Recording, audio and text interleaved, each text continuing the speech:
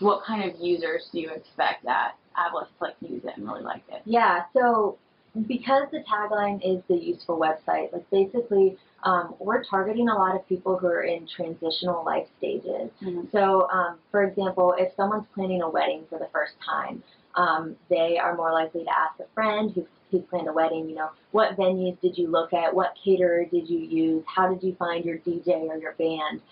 So they're likely to go to a friend for that information. Mm-hmm. Or if I'm buying a house for the first time and I have a friend who's bought it, I might say to them, well, how did you get pre-approved for a mortgage? Or, what steps should I remember? If you are majoring in something in college or starting a new degree, a grad school degree, you are likely to ask someone who's already been there and done that. And so what we want to do is we're really targeting people in their 20s and early 30s who are constantly going through new life thing to new life thing. So they're starting a new job, they're starting a new program in school, they're moving to a new city, and so we want to connect them to information that's actually useful to them. Right. So they would ask a question like, where should I go to eat in this new city? Where should I go to get my haircut in this new city? And someone who already lives there and has been there, done that before, would have made a list that's useful, and then anyone who's in that situation after them can then use that list and find it on Avalos. And like, so what do you think is the benefit of having in like a list form? Mm-hmm. Mm-hmm.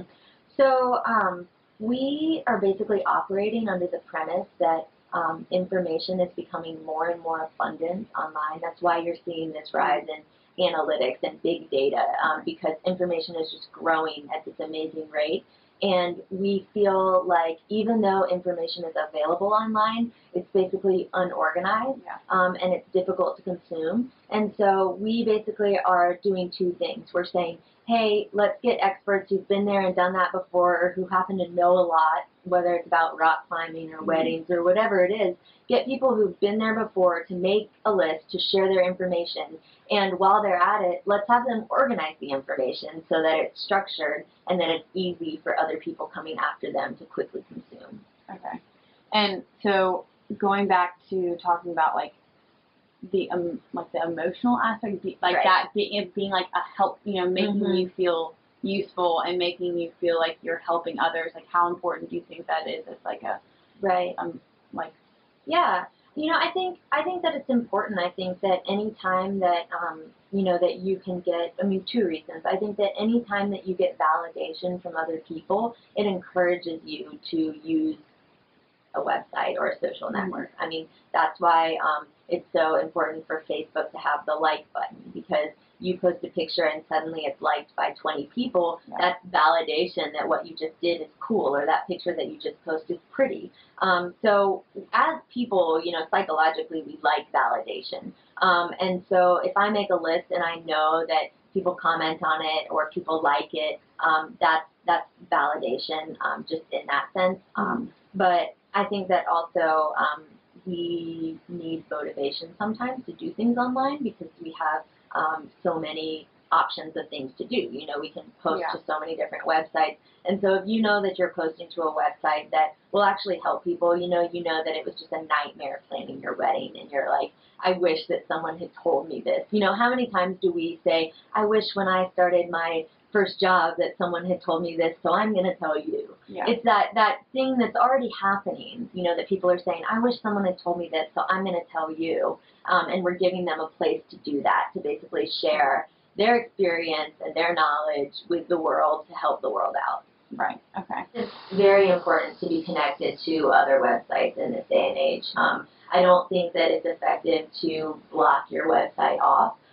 So, for example, we've opened our website up so that Google can crawl our web pages, so that if someone Googles list of Raleigh restaurants, they can find us on Google. And ultimately that drives traffic back to us, and it also increases the, how valuable Google search results are, if our search results are valuable. So it's mutually beneficial, and likewise, if someone, because there are so many websites to share things on, if someone makes a list and they can't tweet it and they can't post it to Facebook, then honestly, they might just make that list on Twitter or make that list on Facebook where people are already seeing it. Right. So basically, if you are creating a new platform now, it helps drive traffic to your platform to give people ways to share it, but it also is just realistic that if you don't give people a way to share it on platforms that they already have a lot of followers, then it's going to feel like a waste of time to them to start over on a new platform. That's so true. Yeah. One of the next things that we're trying to do,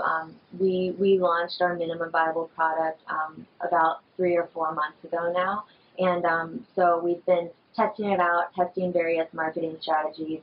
And one thing that we're working on now, that brought us from, to about 1,500 people using our site to about 12,000. So we saw that those initial marketing pushes, doing things like being able to tweet a list, post a list on Facebook, that was really useful. But this next thing that we're trying to do is search engine optimization. And so we're making changes to our URL structure. We're tagging lists and pages of our website with keywords. We're putting things like what's called a sitemap into Avalist, into our website, so that Google can know the layout of our website and can figure out how to crawl our pages to bring up, the appropriate search results. And so we're, working with an SEO consultant right now to really increase those search results and basically make sure that when people search for lists on Google that they have the possibility of finding an Avalist list straight from